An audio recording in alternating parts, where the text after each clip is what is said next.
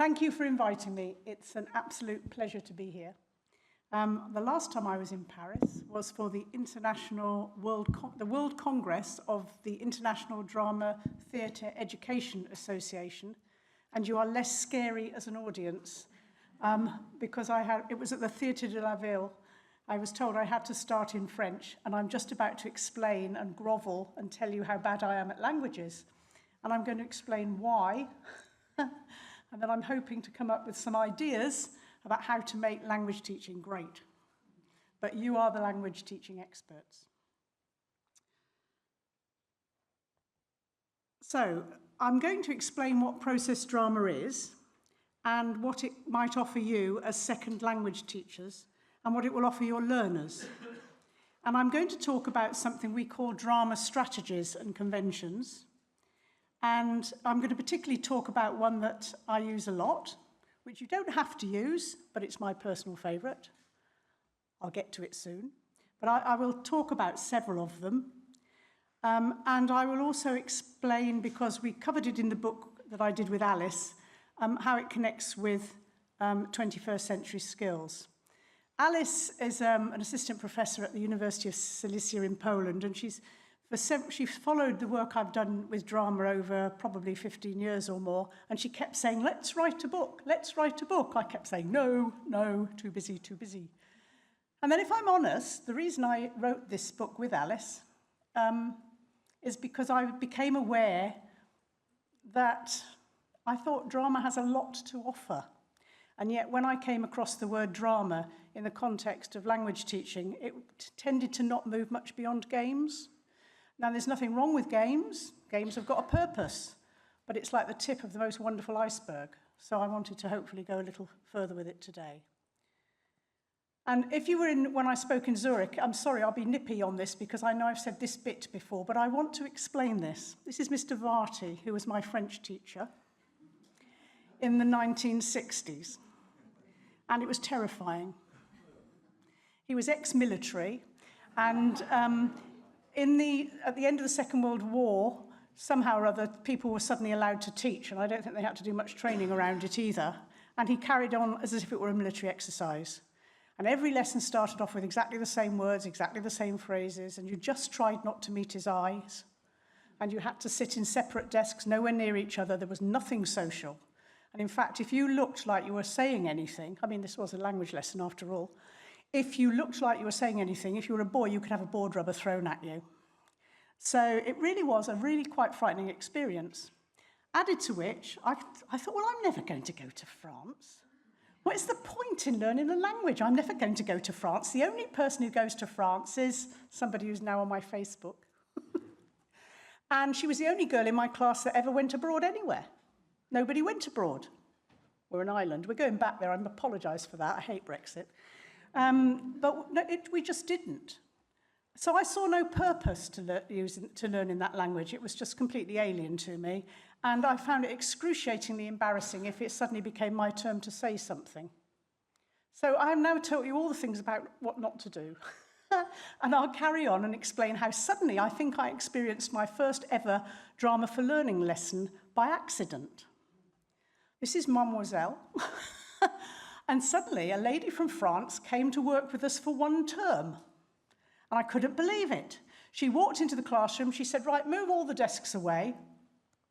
You don't move the desks in a traditional grammar school. She moved the desks to the side. She said, these are now vegetable stalls. And she had walked in with a basket full of vegetables. Now, it may sound simple, but this was the 1960s.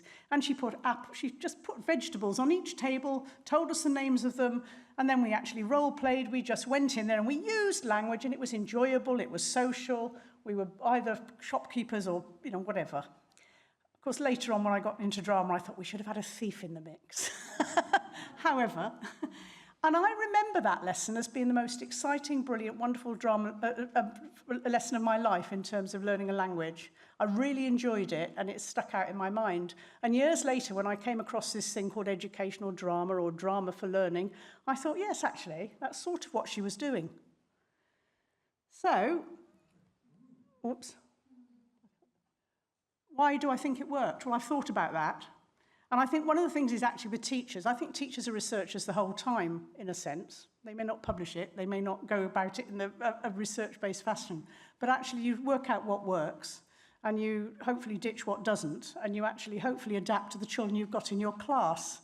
And the thing that I have to say again and again is the most important thing for me is the learner, the child, the human being who is developing within a statutory education system in whichever country in the world. That's a massive responsibility. That's the future generation. So I want teaching and learning to happen in a way that develops really understanding human beings who actually are global citizens. So Mademoiselle, well, it was different for a start. The very fact it was different, it had my attention. It was enjoyable, and learning should be enjoyable. It shouldn't be punitive. It was social. That is so important. What's the point of language if you never use it to talk to anybody, really? I mean, the point is there was a purpose to it. She was supportive. She enabled us. She wasn't telling us what to do. She was giving us an opportunity. And admittedly, we would have to learn the language in order to use and apply it. But nonetheless, it was within a context. It wasn't madly exciting. It was just a pretend fruit market. But there was a purpose to it. And it was, as I've said, memorable. And we had shared ownership of it. It wasn't, and let me be clear, I'm not talking about theatre. I'm not saying, let us create a play about a market. You stand there, and when I speak to you, you say this. And then put your hand to your head and say, thief. No, do it again. No, try again. It's nothing like that. I'm talking about using language in an imaginary shared situation that we're all agreeing to do seriously. And I'll move on to that in a moment. Whereas Mr. Varty, I say no more really, it was massively inhibiting. It was a deeply unpleasant experience. I hated it, and I can't say much more about it. It was also, and again, we have a problem with assessment. I'm sorry, we do. I think I can speak for England. I can't speak for England, but I'm going to say what's happening in England. We've got an assessment-driven curriculum which is unsuitable, which is narrowed down to pretty much maths and English, too much maths and English, and too much assessment-driven. And it doesn't have to be like that. We've also got an election, so let's see. Okay, so what's process drama? I will just say that before there was a change of government in our country, I was an arts advisor, and I actually resigned when they got in, because I thought I worked for the government, and I thought I cannot do that.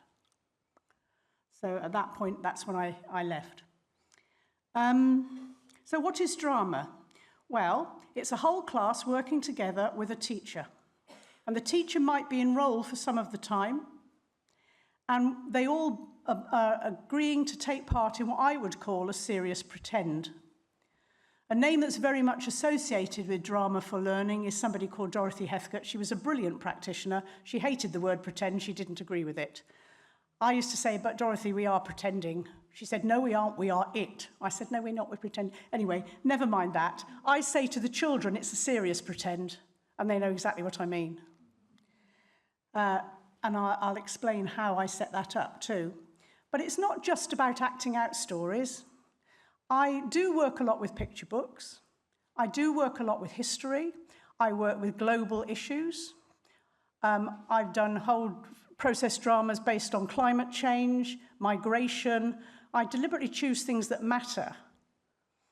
But it's in a fictitious world, usually. And the children engage, enroll, so they're safely distanced by being enroll. And what I want is their emotional engagement with it, and their cognitive engagement with it, and their collaboration with it, but I don't put them on the spot.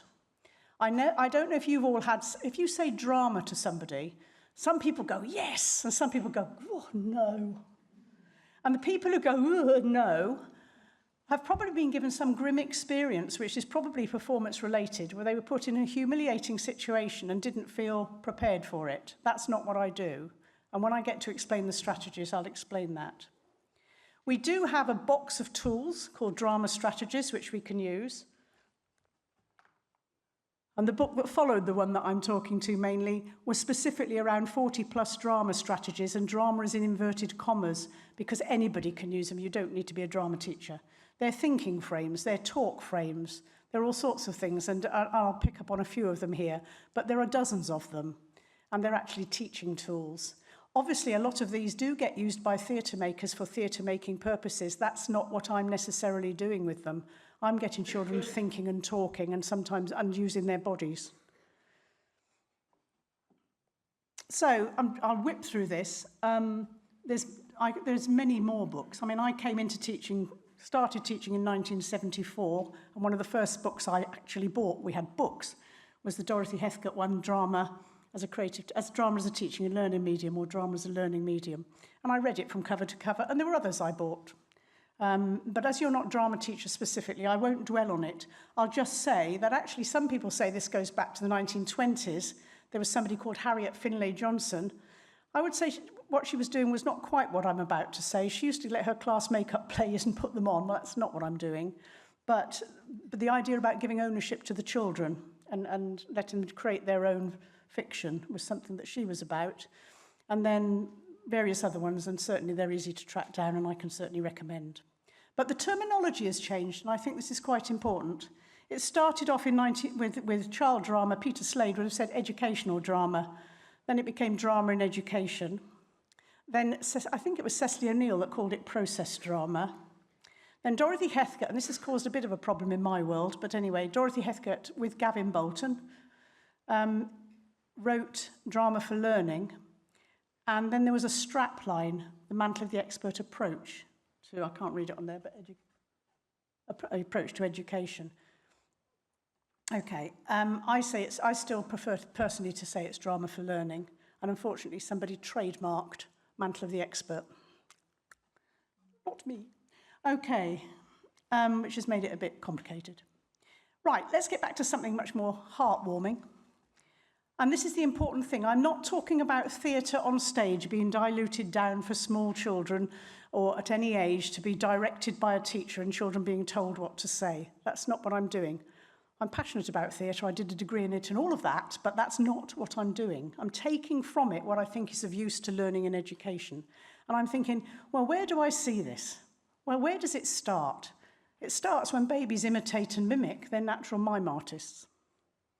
They start to make noises before they start to speak, and they imitate and mimic. And then what do? They start pretending. They start imagining. They start replicating things that they've seen and enacting them.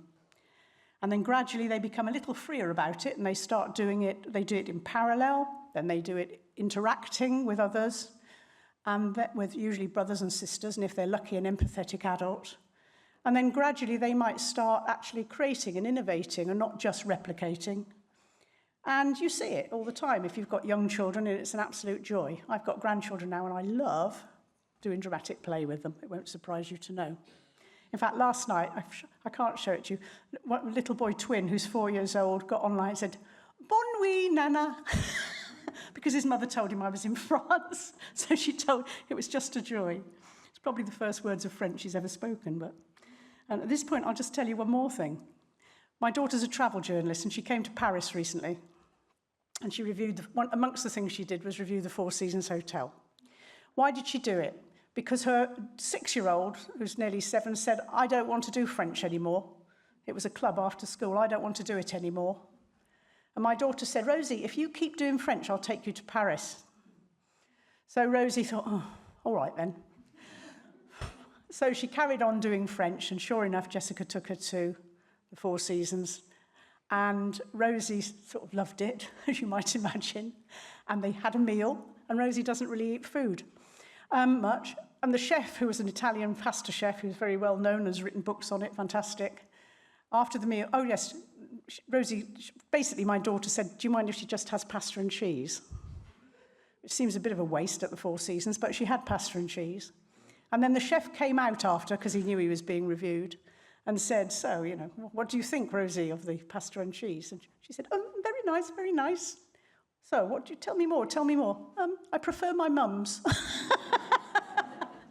I thought it was wonderful. But the next time I saw her, she said, "Bonjour." I thought, yes, there's a purpose to it now, and now you've been in a country where they're using the language. That's a whole different deal from just going to a club one day after school and you can't really see the connection, but she's into it now, so that's fantastic. Okay, so what do children act out? They act out stories, they act out dreaded Disney, you name it, they act it out. stories they've seen, stories they've heard, as long as they're getting stories. And they also act out real-life situations. And the adult alongside them can work in role with them. And they're using language appropriate to the context. So if you're pretending to be a shopkeeper or pretending to be a hairdresser, you're going to do that. You're going to imitate and mimic it. And the first time Rosie went to a hairdresser, she came back and she said, "Nana, can I do your hair? Can we do hairdressers?" I thought, hey, dramatic play. Oh, yes. So I sat there and she started saying, "Well, how long do you want to?" And then her little brother came in and pulled his nappy down in the middle of the hairdressers.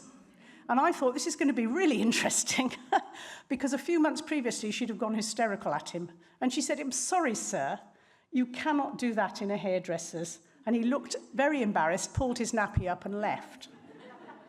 But there's the essence of a shared imagined situation in which vocabulary and language is being used appropriately. A slight challenge is coming into the mix, and we stay in the pretend and deal with the challenge. And part of what I do with it is bring in challenge. I'm very aware that you probably want, if you're working with classes or groups, you'll want to actually possibly introduce lots of certain vocabulary and things before you possibly start the imagined situation. And in the book, Planning Process Drama, we did actually put in vocabulary and suggestions in advance of actually starting the drama. And who are they talking to? Well, and this is important because when I look at who they talk to during dramatic play, I can see within all of this the seeds of certain drama strategies. They might talk to an adult who might be in role as well. They talk to their friends, their brothers, sisters. They talk to dolls as if they're really people. They use cardboard boxes as if they're spacecraft. They use puppets. They do all sorts of things. And look at it. They're using language. And they talk to themselves. So these talk activities, I mean, I can only explain a handful of drama strategies, but you'll start to see that they are pretty much, a lot of them are rooted. If they involve speech, a lot of them are rooted in dramatic play. If no one's listening to me, I can practice talking a language to myself. I can talk to myself before I actually stop and the teacher says, "Now turn to somebody near you and now tell them." Well, I've had a rehearsal, haven't I, before I actually start telling that person. And then it might be that that person has the opportunity to ask me 3 questions. And then we go and join another 2. And now we tell them. So building things up in steps rather than putting people embarrassingly on the spot and expecting them to speak a language they're not familiar with, there would be all sorts of strategies and techniques and things to think about, which, to be honest, are more detailed in this one, where there's a whole chapter around talk.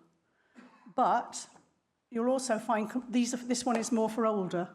This is more secondary and even slightly beyond the units of work.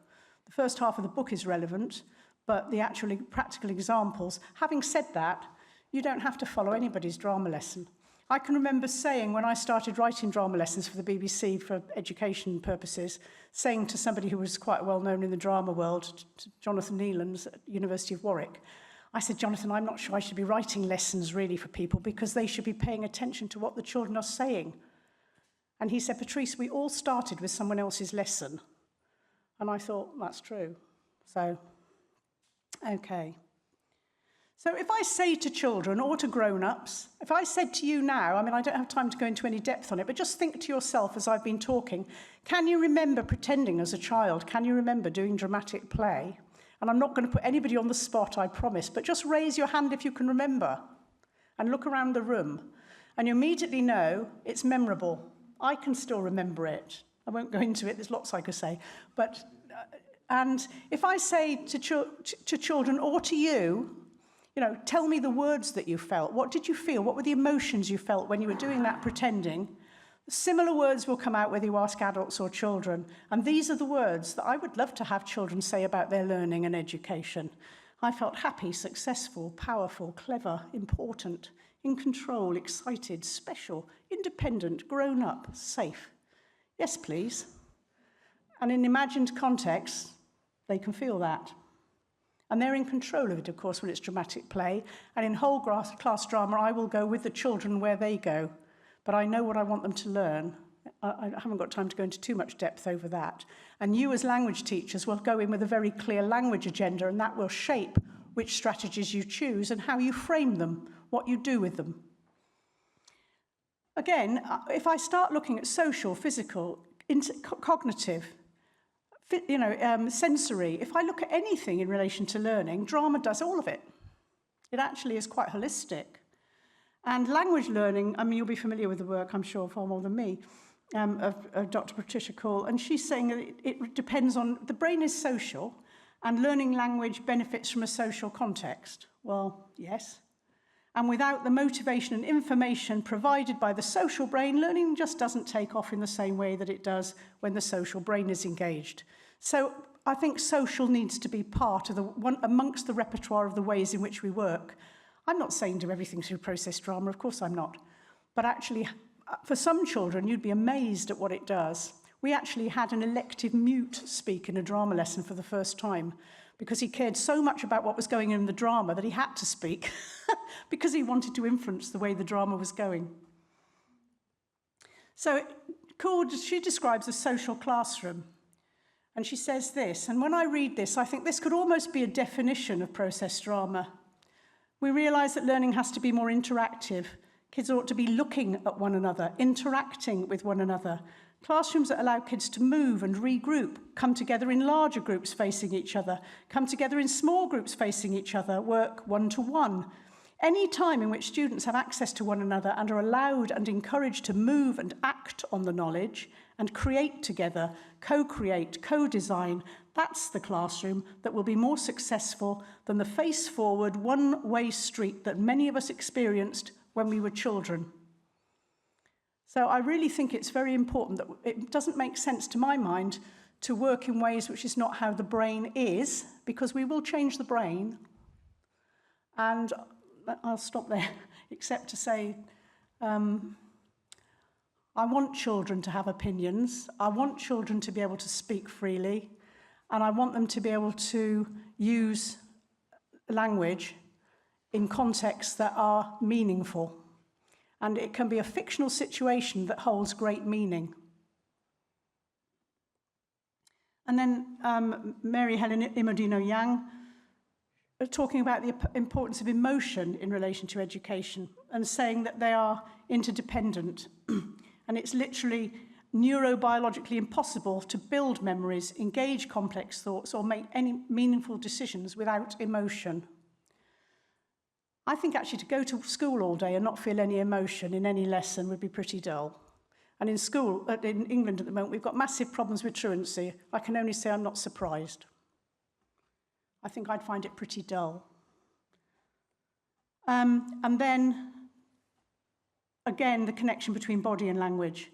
Whenever you, as I've been talking to you, you can't see very much, but I can't help myself. First of all, when I'm talking, I'm using my body.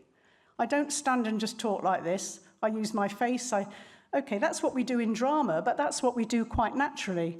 But also in drama, we sometimes actually make people more conscious of that and actually give them some situation where they might choose, they might think about that and actually decide what the terminology and what they're going to do and move.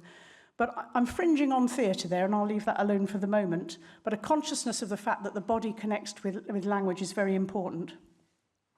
And this, I've slipped a few extra slides in, so I hope I don't run out of time, because I've gone to various very interesting talks that people have given, and then I thought I must just mention that as well. So I've just nipped one in quickly, because I wanted to put an early years thing in. When I get a class full of very young children, and I've taught all age ranges really in primary, and I've taught secondary drama teachers and everything else, but when I get with young children, there's that shift from children playing in dramatic situations at home, or not, and then how do you do it with the whole class? And I say to the children, we're all going to go to Storyland. And I say, I bet some of you have been to Storyland before. Some of you might not have been, but you might have heard about it. Can anyone tell me anything about Storyland? And they come up with it. If I had time, you'd be building Storyland with me, and we'd be drawing it on a map. It would be visually represented. And if you were working in a second language, you'd be wanting to label it in the second language, in the language that you were teaching. But the idea about getting the ideas from the children, creating an imaginary place, labeling it, or writing a sentence alongside it so that we've got a shared understanding of the place we're all going to go to together, that's what I do through Storyland. And then we go there. I can do that at a different level when I've taken children off to the Great Fire of London just before it starts. We've actually created the places and put ourselves onto a map and everything. You can do any of these things at different levels depending upon what you need to do linguistically with the children at the level they're at and what you need to do in terms of their interest and understanding about what the context is. So then we go off to Storyland. I don't have time to take you there, I'm afraid. But we go off to Storyland, and these are some of the ideas they've come up with. Children have come up with these. Chocolate rivers, noisy forests, I mean, loads of things. And I've slipped in ideas myself. Storyland in my world has got various areas. The places where the stories have already been made, in case they keep on about Cinderella, she can go there. The stories that have not been made yet. So it's a castle. Is it in a story already, or is it waiting to go into a story? It's not in a story. Okay, put it over there. So I can categorize it so we don't just get the same stories. And within what they're saying, there's quite often writing opportunities. So there's a witch book of spells. I'm thinking there's a writing opportunity. I'm always looking for a role opportunity as well. Where can I put the challenge in? And I've added things, the teacher can add things to the map too. So I've got a word well. I could put in French words, for example, if I wanted to. I could put in adjectives. We can pull up the well and see what words we've got. And they're going to suddenly have a reason for being there in Storyland. But we don't know what that is yet, because we haven't created it together. And then once in a Storyland, I became a blind woman. And the children were rather surprised when I went with a teacher, because I work with teachers in their own classes quite often, because I think it's important people see it working with their own children. And I listened, and I decided to become a blind woman. And I suddenly said to the children, "What are you doing in Storyland? I live here. You don't. Why are you here?" Our teacher brought us. "Well, she didn't write and ask if you could come. Next time you write to me before you come and ask if you can come." Okay. Anyway, then I said, "I'm sorry I got so cross, but, well, I can't really see Storyland properly anymore, and I just thought it was such a lovely place. Can you tell me about it? Because I can't see it." And there's an emotional reason, an engagement, why they want to describe Storyland for me, so that this blind woman will stop being so difficult, and actually because they want to help her. And I often put in situations where they're helping a teacher in role who's in a status position where she can't see, can't hear, isn't the person who lives there. Children just accept it. And if you do it through a school, they accept it all the way through. And it's amazing what you can achieve if it's actually part of a culture of a school. It was quite strange when I was the head teacher of a school. Children would come from other schools and they think, this is a strange place. We'd have an imaginary orchestra playing first thing in the morning while we were waiting for the other children to arrive. And if you were the last class to arrive, you didn't get to join it, because when you came through the door, we'd all put our instruments down, which made them hurry up. Okay. Anyway, I won't go any more into Storyland. I've written lots of articles and it's in my books and things. There's lots to say about it, but I'm going to nip on because of time, I'm afraid. But when we get back from Storyland, we've got a shared experience, an experience we can talk to each other about. Or I can pretend that I wasn't with them. Tell me about Storyland. I wish I'd come. Who did you meet? Did you meet anybody there? What did you see? And now they've got a shared experience. And we go back to Storyland. I made 2 teachers' television programmes about Storyland. One of them, a class of young children went off and did maths in Storyland, but they did it because the chef in Storyland was very upset because people were asking for things on the menu that he didn't understand. They all went to help him, basically. And then there was a PSHE one about bullying, where a class of 10 and 11-year-olds, their teacher, who I'd trained, did a lesson on how rewinding and dealing with a bullying situation to try and diffuse it. And in the book, Process Drama for Second Language Teaching and Learning, there's an entire unit on bullying. And then I'm sure you'll be familiar with this. I've done a lot of work with somebody called Pi Corbett in the past. We don't do it so much now, he's more focused on reading, but he was doing something called Talk for Writing. And in England, we took it on as a national initiative at some point. It was about the early 1990s.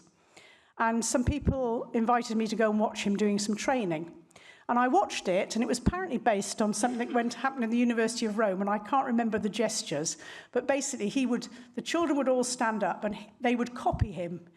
He would model, once upon a time, and basically all the gestures went with the words. I saw some of that and then the children would do it with him, and then they'd gradually start to substitute words and innovate. Well, I watched it, and I thought, that's fine as a starter. I get that, especially when you're working with another language. I thought, but actually, and then it got to the point where when they were writing, he was asking for ideas. And I thought, if we'd done some drama beforehand, we'd have masses of ideas. We could take the words to him, and then he could do his talk for writing with it. So I said to him, I've got this idea. And I explained it, and we worked together for about 3 or 4 years every term in different parts of the country. And if we realised that if I did drama with them in the morning and then gave him all the words, sentences and ideas at lunchtime, you got far better writing than if he just did it cold. So drama provides context within which to write. It gives you a reason to write. I don't usually write about the lesson. We've got a reason to write in the lesson. Let's go back to Storyland, but we're going to have to write and ask this time if we can come. How are we going to start this letter? How do you think we should start this letter? So shared and guided writing. Sometimes, obviously, you're still going to have to do direct teaching of some things. I don't think you could teach, you still need the knowledge. But it gives you a context to use it in, doesn't it? And this is actually, the other thing is, Pi was doing talk for writing, and I got more and more tied up. I was interested earlier to a session I went. It's thought, talk, and writing. It's interthinking. It's thinking together. And that's what I really wanted to focus on, and that's what I think the drama strategies and conventions do. And again, drama and thinking is a whole section in this book, but also the units in this book will show you examples of it. So, it lets children enter and engage with it socially, physically, cognitively, and affectively, and interactively. They're entering shared situations together. They've got shared experiences, even if they're in imagined situations. They're generating speech. The teacher can frame it in a way where you're asking or requiring certain types of speech. So there have been times when I've said, if we're going to go and meet the king, we're going to have to do this. We're only going to get one. How do you address a king? How are we going to do this? Shall we practice? But it could be any situation you want. But you can deliberately, if you know what types of talk you want them to use, you can ensure that the fictitious situation requires that particular type of talk. I often have newsworthy situations. They become news reporters. They might interview, hot seat the person. They might jot down and take notes. So they've got something they're working with instead of a blank sheet of paper and no ideas. And it's collaborative. It's not, get off, that was my idea. No, we're doing this together. This is our fiction. I'm going to nip on as we go. And also, as a teacher in role, sometimes you can require the writing. One of the Dorothy Heathcote models was called the commission model. I mean, in a way, the terminology to my mind has become a bit narrowing. I prefer drama for learning, which embraces it all. But there have been times when, for example, I might have been a newspaper editor or I'm commissioning a piece of writing. Or a scene has happened. There's a picture book where there's an elephant in the street. And I said, right, well, you need to go and talk to the people who've seen this elephant, and you need to come back and then write the newspaper report together. The other thing is that the drama strategies, if you go back to what Cole said about face-to-face, small groups, moving around, between them, the drama strategies do all of it. So you can choose techniques and strategies that give you different configurations and different protocols so that you're ensuring that it isn't a fixed dynamic within the classroom and with the same children always contributing. Also, as I've said, they're not on the spot. It's an opportunity. They stay present, but they don't, if they choose to speak, they do, but nobody says, come on, try, because I think that's inhibiting and quite stressful. You can actually frame it as a language teacher so that you get the types of language that you require. You might be asking for, I'll hold up an example for you in a moment and just nip on.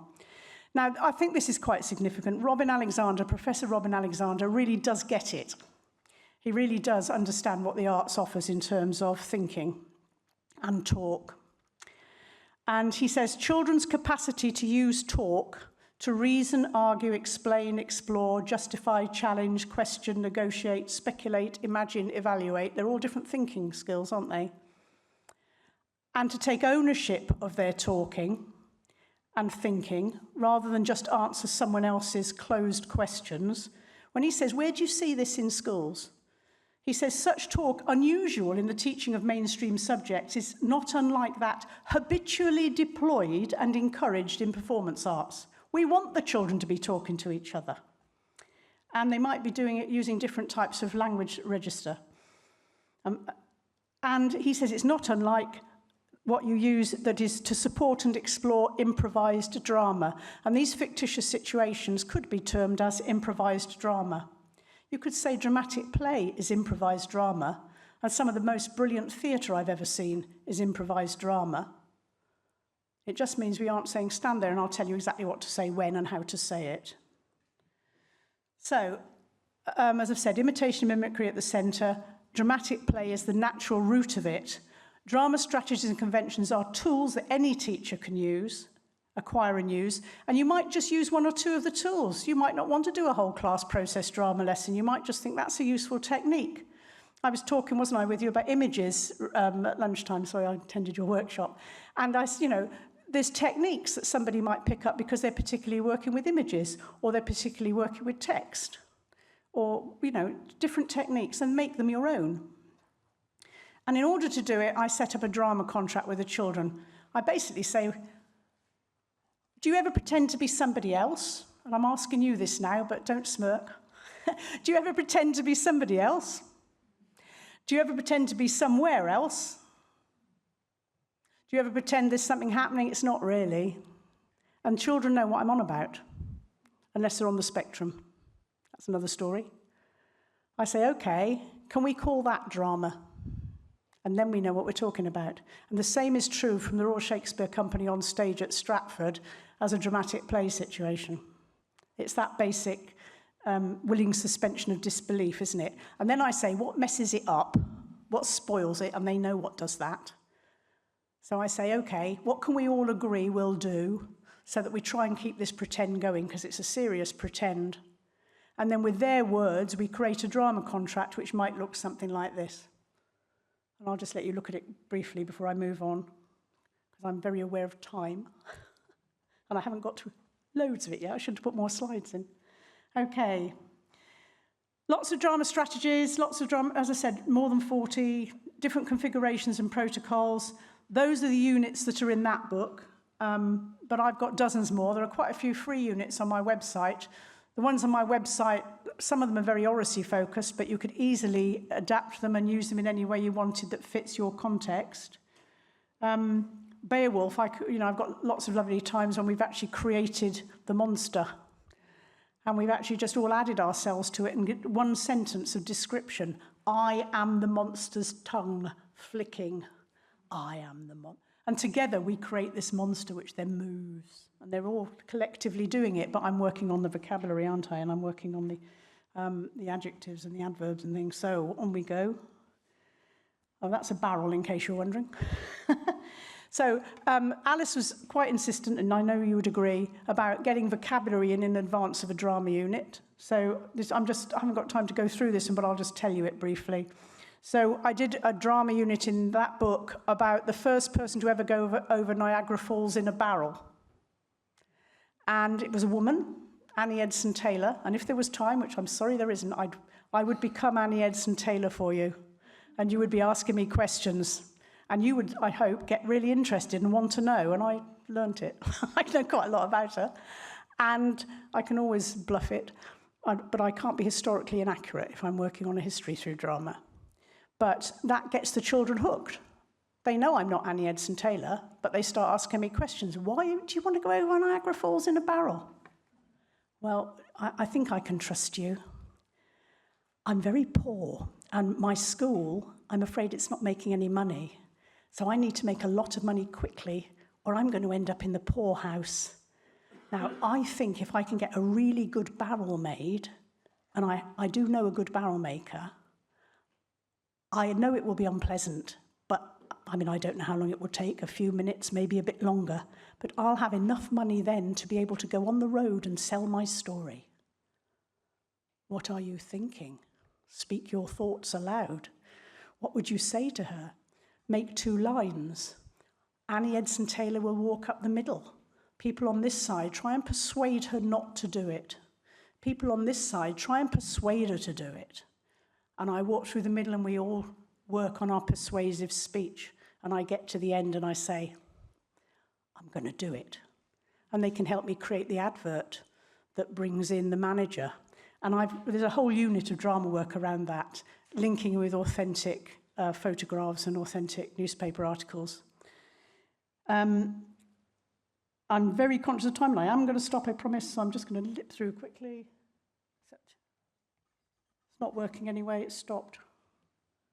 Oh God, it's gone back to the beginning. I might have to stop. I might have to stop, which is a shame, because I was going to... Never mind. That's weird, it's just stopped. It stopped working. Anyway, I will just say, sorry, but by all means go onto my website. I've written quite a few different books. This is the first one I've done on second language teaching and learning. I've written quite a lot on drama and writing. I'm very focused on drama and oracy at the moment. And I have worked in lots of different countries. And I have to say that I bet you in all of your countries, there's probably somebody I could name and say, they understand process drama. So there are lots of fantastic practitioners, and working in partnership with them, I think, could make an amazing difference to what we call drama within language teaching. Thank you. There's loads of other projects. I ran out of time. There's one I should have told them about, but forget it. One working in supplementary schools. Okay. Where is your... Where is it? Oh, don't worry, I'll leave it. Okay. Sorry, I'm just going to add one thing. I've lost the slide. Just to say I'm working with supplementary schools in London, culture schools on Saturdays and Sundays, where I'm working with an Iranian school, a Brazilian school, a Sudanese school, I can't remember all the others, and helping them to try and make their language teaching, their teaching in their own language, trying to make the ways in which they're working more creative and introducing these techniques to them. Thank you.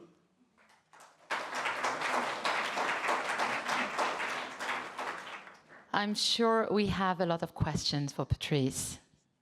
Don't be shy.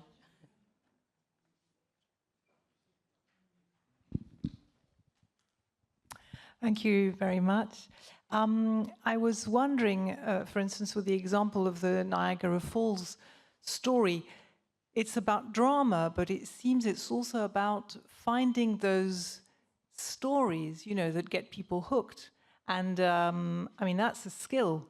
Perhaps it comes with, you know, I don't know, life story and experience. And so that perhaps is not such an easy, I mean, I'm not saying process drama is an easy skill, but that's also not an easy skill, finding the stories, the topics, I mean. It's interesting. When I work in the supplementary schools, I say to them, give me your stories. So, you know, the Iranian school's given me an Iranian... I won't go into everything that goes on with them, but it's very interesting. You can take just about any story. If it's lasted for a long time and it's important to a culture, there's probably a reason for it. Also, I was talking in the break, there are some fantastic picture books, but you can do them at any level, because you could work with the age pupil at any level around some books that are dealing with some serious themes. So the work of Armin Grieder, which starts off with a man who's found on the beach. His raft has washed him ashore.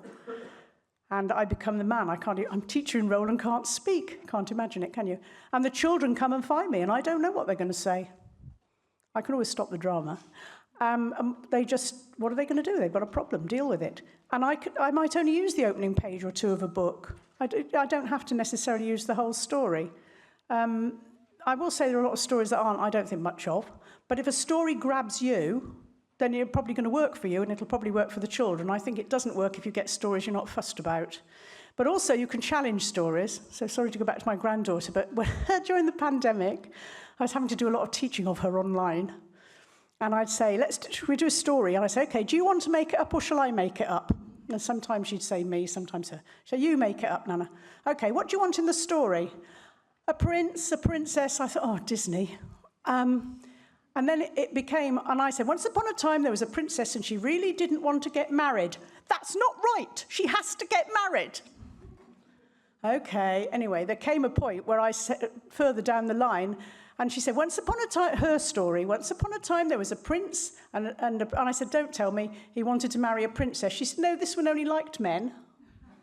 I thought, blimey, we've moved on. But in a sense, it shows you how you can move with something within a fictitious situation which changes real thinking.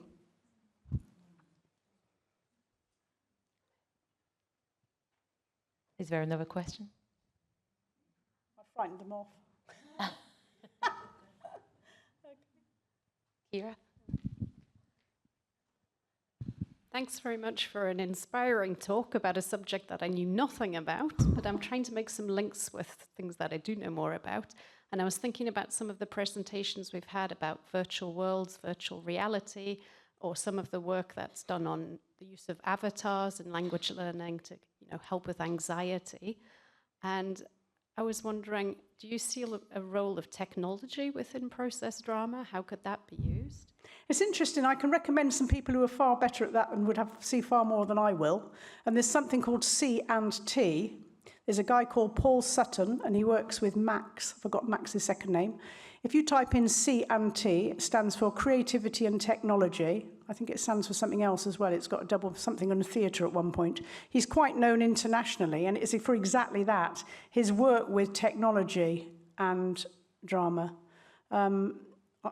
Definitely worth following up. He's just contacted me about doing something with a storyteller, actually, so we'll see what happens. But, okay, thanks very much. Yeah. And perhaps just a follow-up question. It seems that a lot of what you've talked about is not teacher-led, but that the teacher or the main character in the process drama is, setting up the scene. What sort of experiences do you have with process drama in smaller groups of pupils working together? Does there necessarily have to be a leader? Or how, in terms of classroom management and setting it up, how can we use small groups? See, it's funny this, because I'm now going to say something which Alice will tell me off. I wouldn't have called it process drama, I would have, but she wanted to. But I still stick with drama for learning in my head, really. But it is the process that is the learning experience, so I understand why that terminology happens.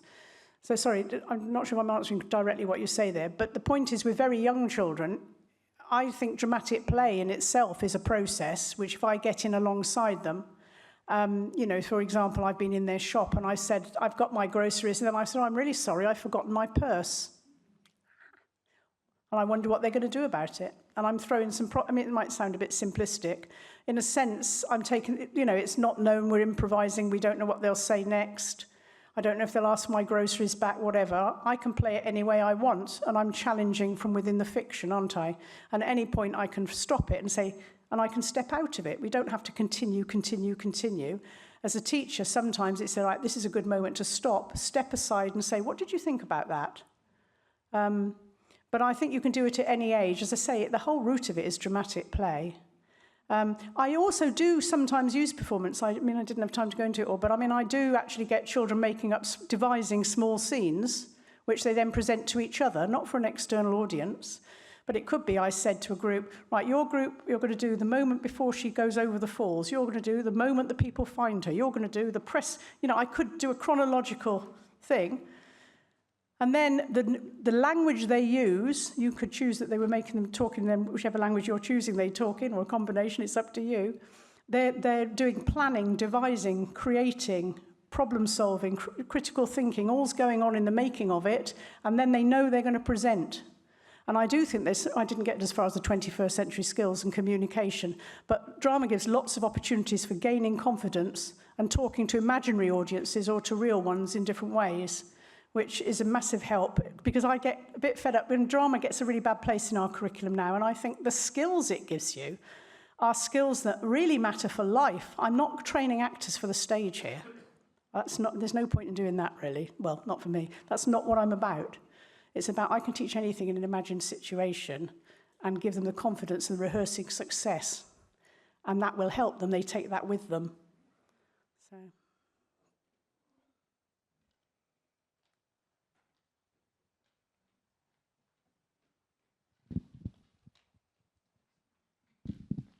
I should have said, I did once in London. When I started off teaching in London, I had a class where lots of children didn't speak English. And we created the blah blah planet because I had to do a scene for Christmas, and I thought, what on earth am I going to do? So everybody just spoke blah blah. So no, and then suddenly somebody arrived on the planet and said blah blah, and we were going, oh, ha ha ha, and they said blah blah, and we started to get cross, but the person didn't know why. Anyway, it was just a way around having to deal with language. Sorry. Hello, well, thank you very much for your presentation. I was wondering about your experience with using these drama strategies that you talked about with teenage students, because I'm under the impression that usually children may be more willing to engage in drama more than teenagers, so I just was wondering about that. Right, so, well, sometimes you're in a situation where teenagers have chosen to work with you, so that you've got them in a sense because they've chosen it, and sometimes you might be in a situation where you've got landed with it, whether they want it or not. I think there's a danger to doing loads and loads and loads of games because it almost trivialises drama, so that actually they just think it's a muck about, and it's not.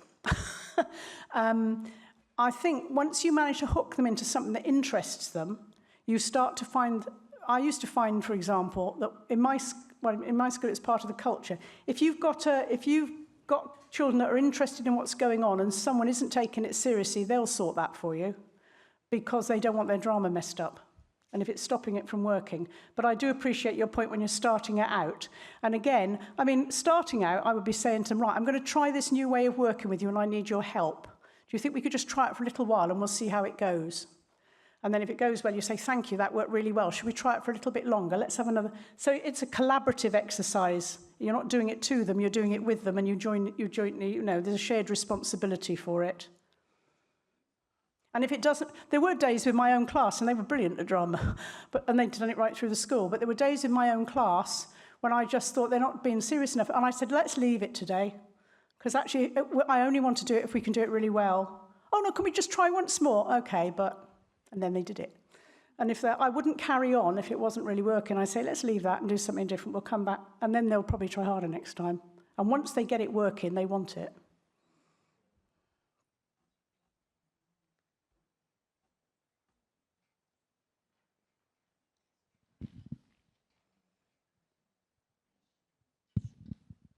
Thank you so much for this presentation.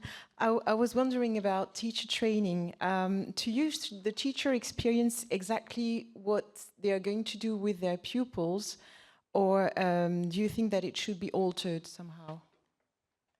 I think you've got to work in the educational context you're in and be realistic. I mean, I was a school inspector. In the, if I go back to the 1970s, I could go wherever I wanted with my class for as long as I wanted my class and blah-de-blah, and that's fine, but actually that's not the world we're in. So I've got very clear learning outcomes, and I'm not going to let the assessment drive my teaching because that's just.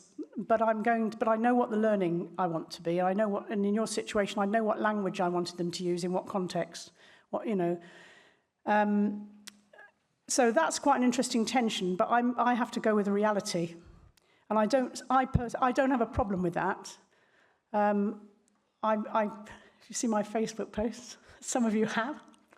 I'm being a little bit challenging to one or two people at the moment who are still off in the 1970s with the fairies, and I'm saying, hang on a minute. And it's not that I'm devaluing the experience and all of that. It's just the reality of a school situation is you've got stuff you've got to teach and they're going to be assessed on it. But I think it's possible to work in both ways. I also think it requires training. I think anyone can pick up the strategies, anyone could pick them up and they could use a few, and that's absolutely fine. That might get them even more interested. Or you might do a little bit of teacher in role and then add one or two more strategies to it, because sometimes, but in terms of creating an entire whole class process drama, yes, you might have a crack at using one of my entire lesson units or parts of it. Take your pick. Use what you want. But I wouldn't launch myself straight into a full sustained... I wouldn't, because it's something you gradually learn to get better at. When I started teaching, first of all, I did a degree in English and drama and education. Then I got free training, as much free training as I wanted in London from top people. Because I was a teacher in London, I could have it all for free. And then I did a qualification in it, then I did another... You can't do that now. You can pay businesses to, and people don't have the budgets. And the whole world is a different world, education and business. However, I think there's plenty of support and help out there. And once you start doing it, you can collect up with other people and you can move forward. And also, well done you. Thank you very much for having me at your conference. Because, there are lots of people out there, in terms of partnership and joining up, that can bring that and work and benefit from each other. So thank you.